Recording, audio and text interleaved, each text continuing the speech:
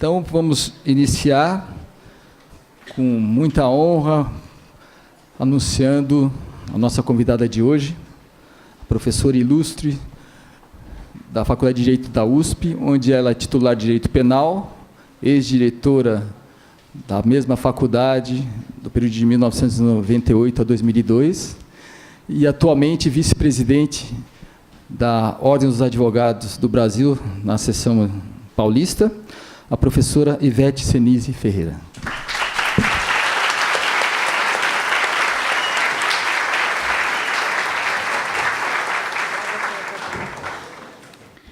E eu queria dizer a vocês que o nosso tema, embora eu vá enfocar mais na área penal, ele tem uma conotação filosófica, ética, jurídica e até mesmo religiosa muito grande, que tem que compatibilizar-se nos vários segmentos que ele comporta. Evidentemente, os questionamentos éticos do comportamento humano existem desde que o homem é homem, desde que apareceu no mundo. E sempre inspiraram regras específicas nas várias comunidades e alguns códigos que, no começo, se limitavam aos códigos médicos, aos códigos de ética médica. E nós temos aí um grande exemplo na antiguidade, com o famoso juramento de Hipócrates, em que ele estabeleceu os princípios éticos que o médico devia observar no exercício da sua profissão.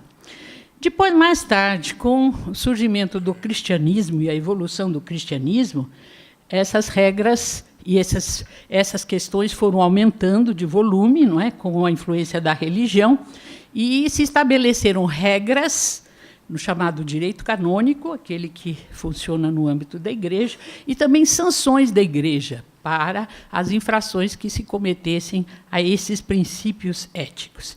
E foi o cristianismo, na verdade, que trouxe à baila esta nova visão dos valores morais que implicam na sacralidade da pessoa humana e na inviolabilidade da vida. Foi com o cristianismo que surgiu essa ideia da inviolabilidade da vida, que depois evoluiu nos tempos modernos para a chamada dignidade da pessoa humana, que, no fundo, é mais ou menos a mesma coisa. Na época moderna, indo assim mais rapidamente, não é? O desenvolvimento das ciências se aliou a uma evolução dos chamados direitos fundamentais da pessoa humana. Através dos séculos, foram estabelecidos direitos que eram considerados naturais, direitos sagrados, que deviam ser respeitados e que depois foram consolidados, não é, num documento, numa espécie de código, que se intitulou a Declaração Universal dos Direitos do Homem e que estabelecem os principais direitos humanos que devem ser respeitados na sociedade.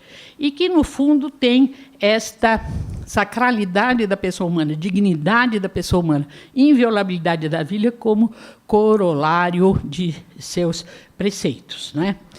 Mais tarde, bem mais tarde, nós vamos avançar rapidamente, porque nós temos tempo limitado, os avanços da genética e da bioquímica trouxeram outras necessidades, trouxeram novas visões, inclusive, não é? E novos princípios.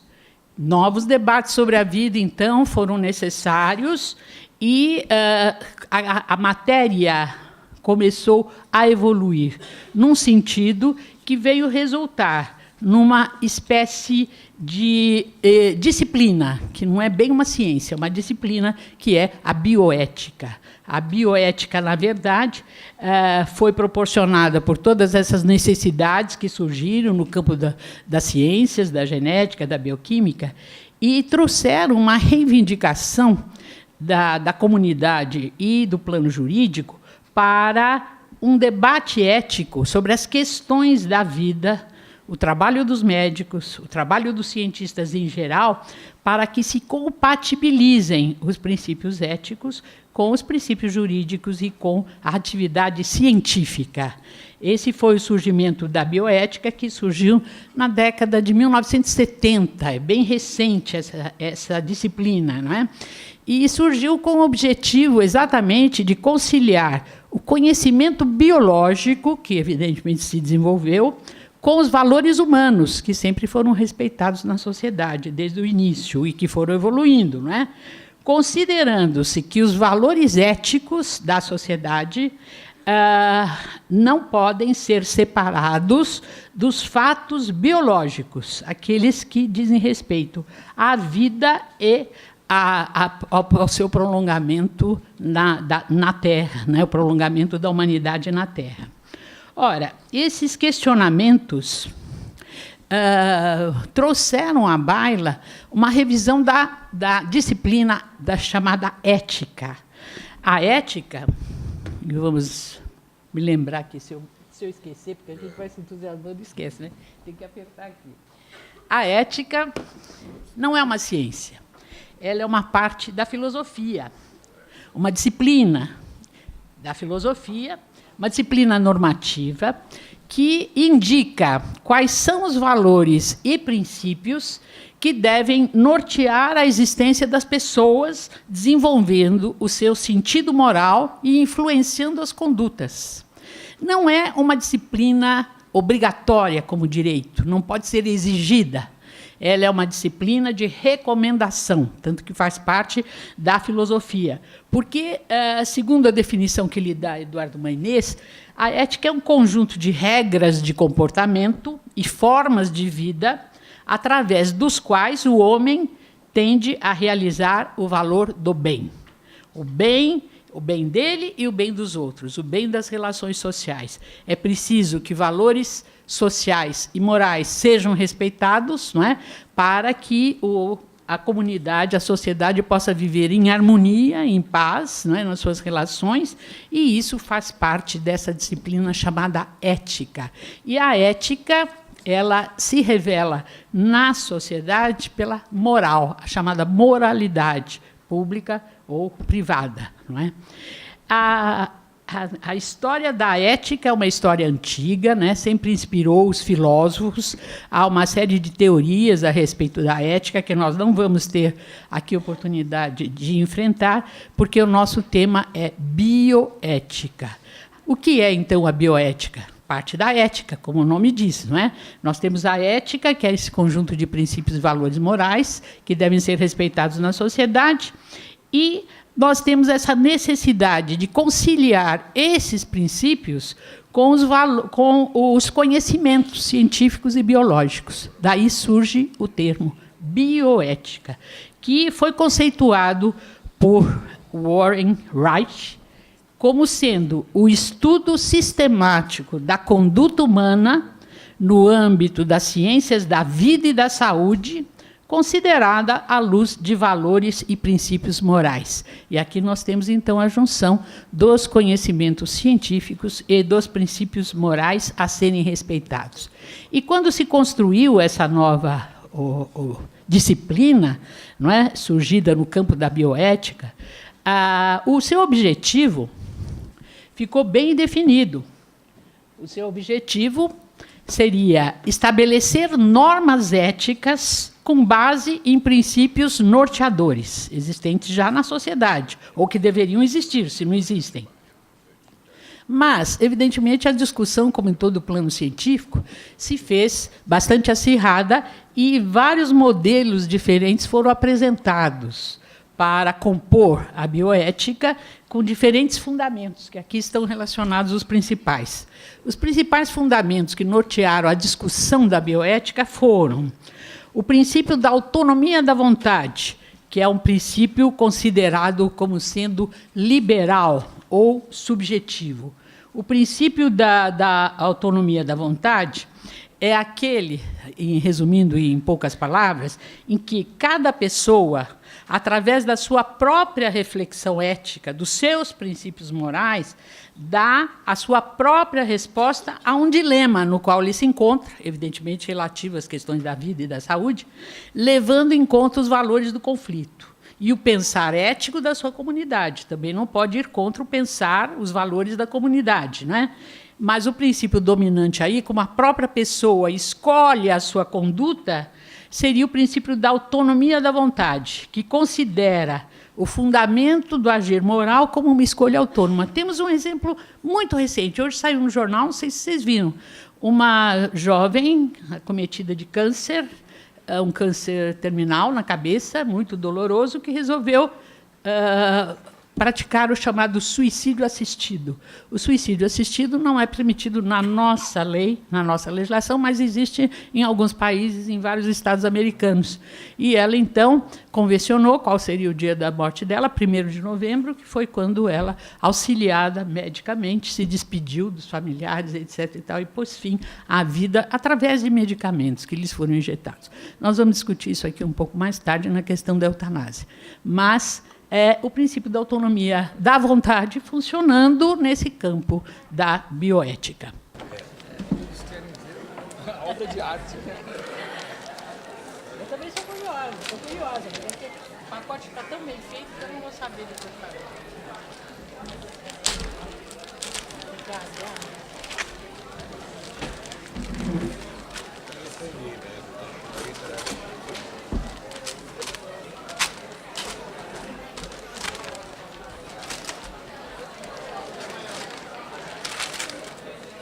Olha que bonito, doutorado. Não é isso. Esse é o currículo. Esse é o currículo. Ai, que lindo, olha. Obrigada, uma lembrança maravilhosa.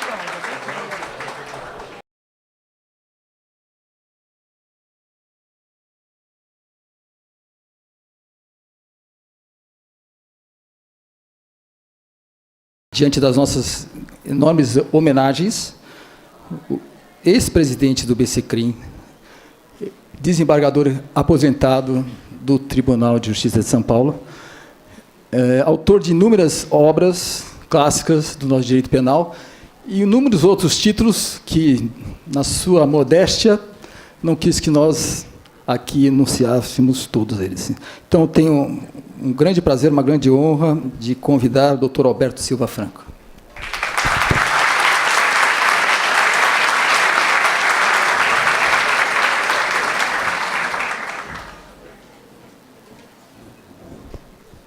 Boa noite a todos.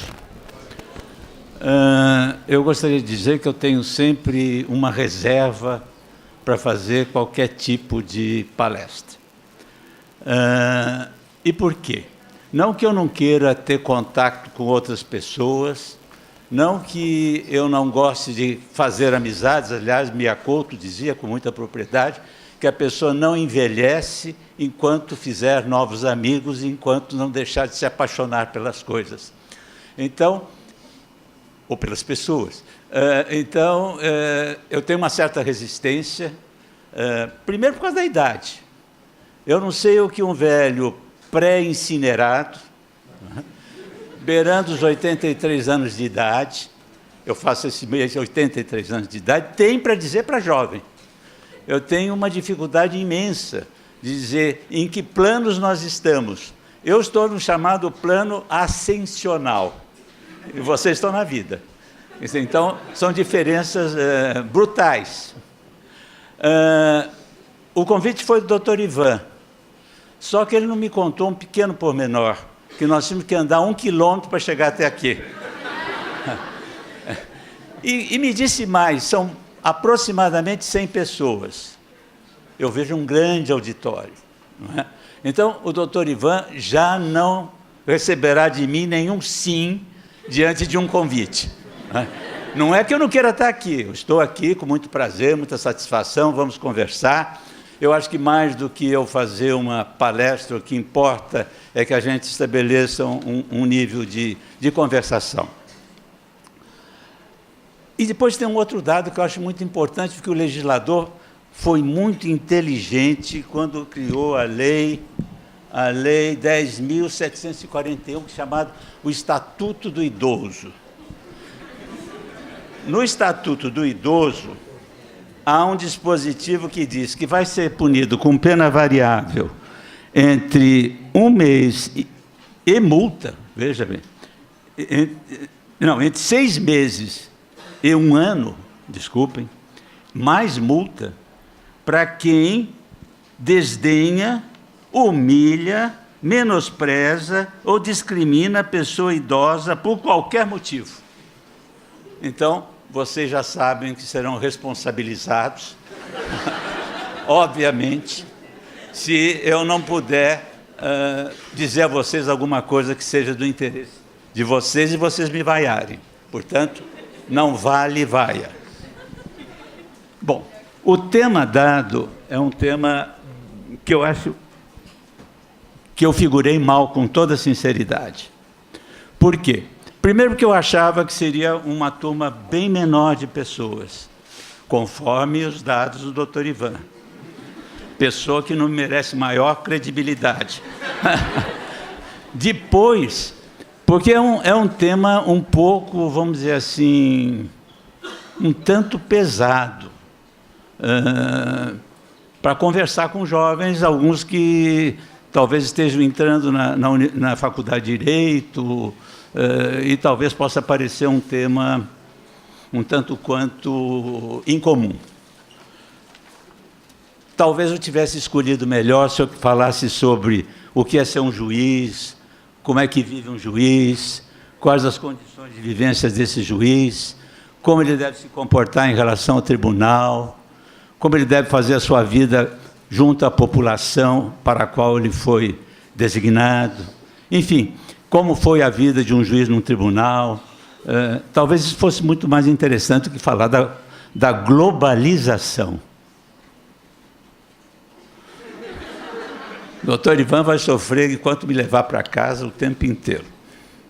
Mas, já que o tema é esse, nós vamos tentar, dentro de uma linguagem a mais comum possível, conversar sobre globalização. E falar sobre o que tem sido esse processo de globalização em função do próprio direito penal. Eu vou fazer uma referência ao ano de 80. Vocês me desculpem, porque isso já faz muito tempo. Vocês vão dizer, nem nós éramos nascidos, não é? Mas o ano de 80 foi o ano que marcou um fantástico avanço tecnológico, num processo que foi muito acelerado de transformações, que levaram a um novo paradigma, capaz de expansão e de alta voltagem político-social. A globalização entrou, então, nas discussões, na pauta de discussões, e povoou o mundo preocupando o pensamento jurídico e o pensamento econômico no fim do século XX. Embora o conceito de globalização tenha uma dimensão plural, tal conceito decorre do reconhecimento da realidade e da irreversibilidade de uma sociedade mundial, cujo ponto fulcral é a existência de um mercado mundial que não conhece fronteiras. Eu estou lendo, mas daqui a pouquinho eu paro para voltar a conversar com vocês, só para que vocês tenham um insight do que vai ser dito. A ideia-chave é a criação de um mercado, gerido por regras próprias e dotado de enorme força de propagação. Com isso, defendia-se a queda de barreiras protecionistas nacionais. Destarte, o caráter transnacional do mercado não respeita a soberania. O que foi acontecendo? Quando nós tivemos, na década de 80, uma verdadeira revolução tecnológica, começou a haver uma junção de capitais que teve uma feição transnacional, que ultrapassava todas as fronteiras, e, ao mesmo tempo, diminuía a soberania de cada Estado. Além disso, esses capitais que estavam concentrados em empresas transnacionais passaram a ter, mercê desse processo tecnológico, uma busca incessante por novos lucros, revelando uma ilimitada volatilidade. Deu causa, portanto, a várias crises. Não uma nem duas, diversas crises ocorreram. Então, o que significa globalização? Globalização significa grande concentração de capitais, mobilidade acelerada desses capitais e generalização célere da comunicação. Este é o tripé do novo modelo capitalista. É óbvio que esse modelo teve sua influência sobre o controle penal. Em primeiro lugar, porque ele produziu novas formas de criminalidade, que se caracterizavam, em primeiro lugar, por ser uma criminalidade transnacional. Isto é, ela ultrapassava as balizas geográficas do Estado. Em segundo lugar, porque era uma criminalidade organizada. Isto é, quer organizada enquanto crime organizado, quer organizada enquanto empresas aparentemente lícitas. Todos esses dados, a todos esses dados se acrescenta um terceiro dado, que essa criminalidade supranacional e organizada, ela permitia a separação tempo-espaço. O que significa isso? Que se poderia, vamos dizer, no Brasil, fazer-se uma ação criminosa cujos efeitos não ocorreriam no Brasil, mas iriam ocorrer nos Estados Unidos, por exemplo. Não é? Então, nós entramos numa situação extremamente interessante a partir da década de 90 e o início do século XXI. Isto é, um grande poder econômico que se espraiou pelo mundo inteiro. Esse poder econômico não tinha controle, como até hoje não tem controle. Esse poder econômico tem uma força imensa e ele quebra todas as barreiras protecionistas que cada Estado procura fazer para evitar que venha a sofrer alguma consequência. Então, esses delitos, que são delitos transnacionais, produziu vários tipos de criminalidade que eu gostaria de identificar. A criminalidade econômica, a criminalidade das drogas, a criminalidade ecológica, a criminalidade organizada, a criminalidade dos poderosos,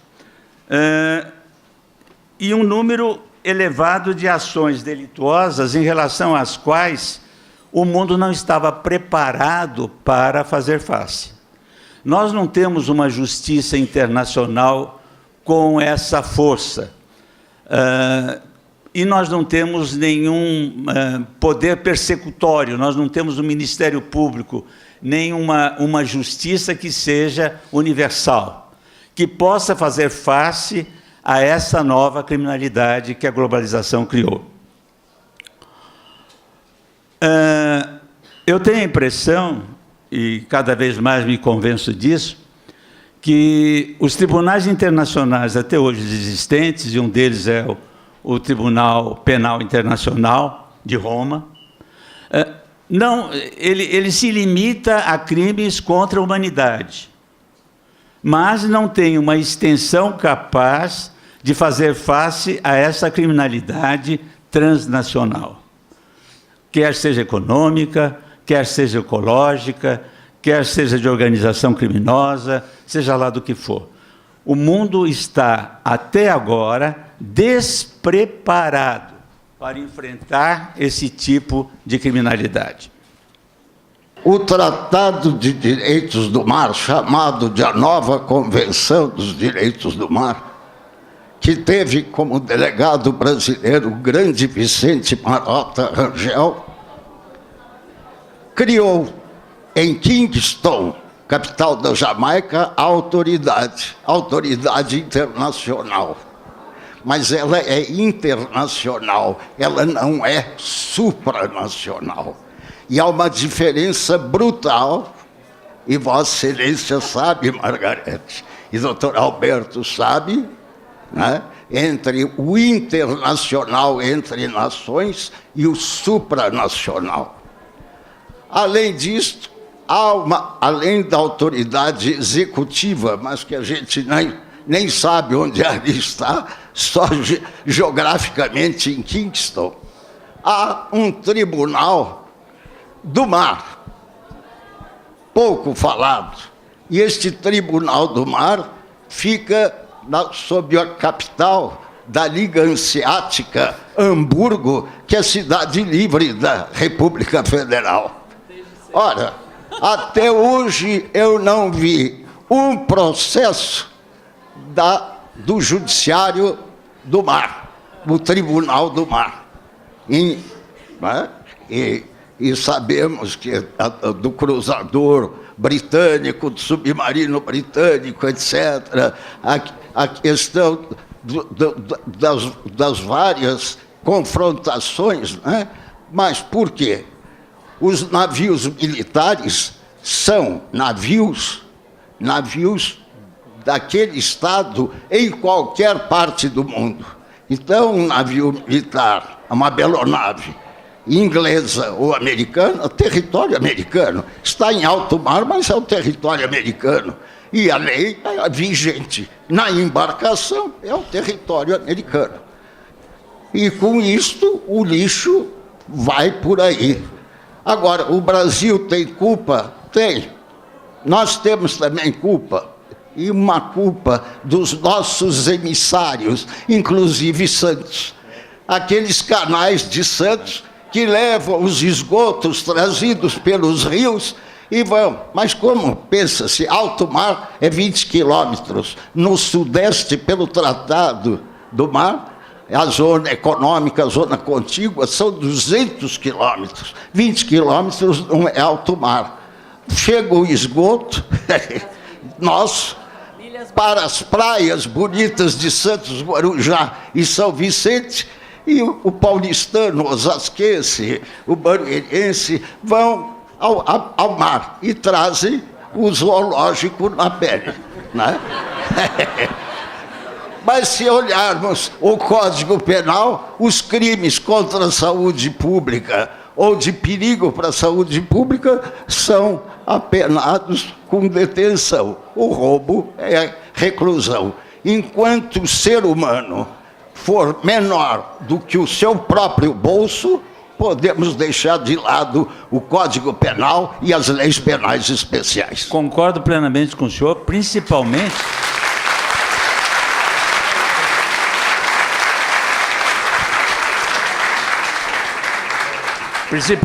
porque quando se olha as punições no Código Penal, a gente vai verificar que essas punições aumentam na medida em que o patrimônio também é atingido.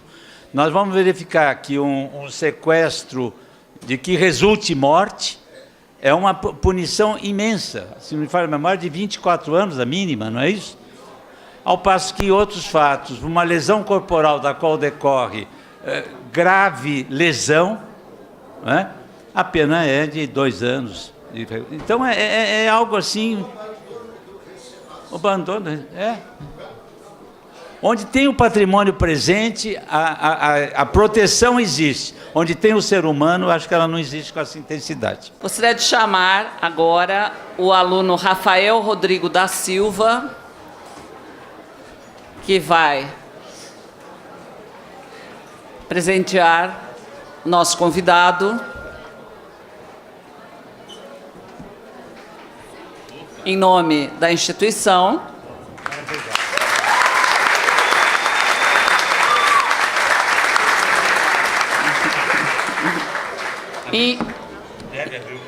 Em nome da reitoria. Muito obrigado.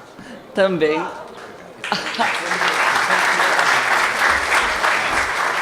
O certificado. Queria agradecer a presença de todos que fizeram desse evento um sucesso. Agradecer especialmente não é professor, Roberto da Silva Franco, e os nossos professores que compõem a mesa, professor Benedito Mariano, professor Clóvis Maluf, professor Ivan Mota, José Fernandes Rama, Newton Silveira Simões Júnior, professor Fernando Pavan, além do professor Messier.